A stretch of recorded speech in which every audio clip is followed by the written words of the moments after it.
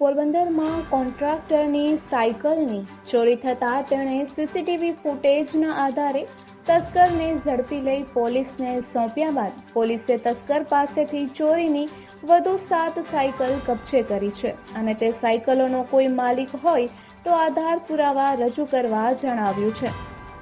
પોરબંદરના liberty road પર Raza plywood સામેની ગલીમાં રહેતા અને મકાન બાંધકામના કોન્ટ્રાક્ટર તરીકેનો વ્યવસાય કરતા આશિફ બસીર ઢીલાએ તેના 12 વર્ષીય પુત્ર માટે લીધેલ 5000ની નવી સાયકલની ગત તારીખ 10ના રોજ તેના ઘરના દરવાજા પાસેથી ભર બપોરે ચોરી થઈ હતી। આથી તેણે ગલીના ખૂણે આવેલ બેકરીના સીસીટીવી ફૂટેજ ચેક કરતા કોઈ શખ્સ સાયકલની ચોરી કરીને લઈ જતો હોવાનું નજરે ચડ્યું હતું। આથી તેણે ફૂટેજ અન્ય લોકોને મોકલતા ચોરી કરનાર શખ્સ સવારે હરીશ ટોકીઝ નજીક આવતો હોવાનું જાણવા મળ્યું હતું। આથી આસિફે ત્યાં જઈ ચોરી કરનારને ઝડપી લઈ કીર્તિ મંદિર પોલીસ મથકને સોંપ્યો હતો। પોલીસે તસ્કરની પૂછપરછ કરતા પોતે આશાપુરા ચોક ઘાસ ગોડાઉન વાળી ગલીમાં રહેતો મનીષ ઉર્ફે મોબાઈલ ગીગાભાઈ મઢવી હોવાનું જણાવ્યું હતું